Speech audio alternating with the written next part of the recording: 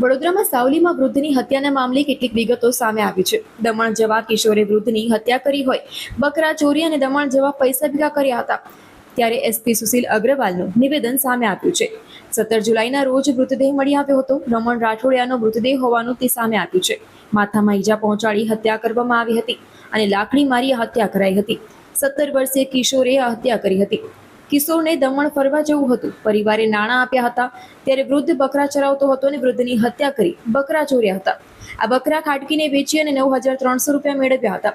સાવલી પોલીસે હાલ તો કિશોરની ધરપકડ કરી છે અને વધુ તપાસ હાથ ધરી છે. ગઈ 17 જુલાઈ 2026ના રોજ વડોદરા ગ્રામ્યના સાવલી પોલીસ સ્ટેશનની અંદર એક ડેડ બોડી મળેલ હતી, જેના અનુસંધાને પોલીસ દ્વારા એક મર્ડરની એફઆઈઆર રજીસ્ટર કરવામાં આવી હતી. મરણ જનારનું નામ રમણ રાઠોડિયા, ઉંમર 66 યર્સ, 66 વર્ષીય એક વડીલ હતા, જેમના માથાના ભાગમાં ઈજાના દ્વારા આ મર્ડર કરવાની હકીકત સામે આવી હતી. પ્રાથમિક દૃષ્ટિકોણથી તપાસ કરતા ત્યાં આખા સીન ઓફ ક્રાઇમની પોલીસ દ્વારા કોમ્બિંગ કરવામાં આવ્યું અને પોલીસે શંકાસ્પદ લાકડી જેના ઉપયોગ કરીને આ મર્ડર ઉપજાવવામાં આવ્યું હતું, તે પોલીસે સીન ઓફ ક્રાઇમના પંચનામા દરમિયાન અને તે વિગતવારની એની કબજે કરીને અક્યુઝ સુધી પહોંચ્યા છે.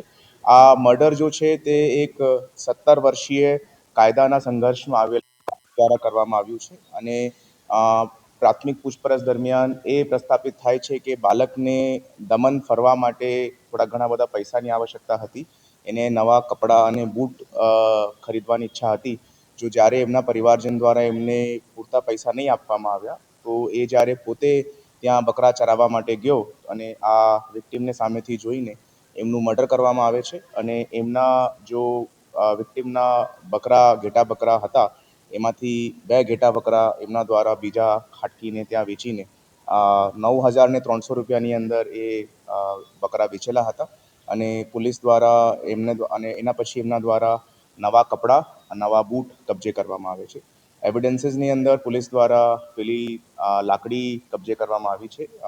એના સિવાય જો આરોપી છે એમના બનાવના દરમિયાન પહેરેલા કપડાં પણ, જેમના ઉપર બ્લડ સ્ટેન્સ છે, તે પણ કબજે કરવામાં આવ્યા છે અને એના અલાવા ટેકનિકલ પુરાવાઓની અંદર પોલીસ દ્વારા બીજા કોલ ડેટા અને ટાવર ડમ્પ એનાલિસિસથી પણ આ હકીકતનું ભેદ ઉકેલવામાં આવ્યું.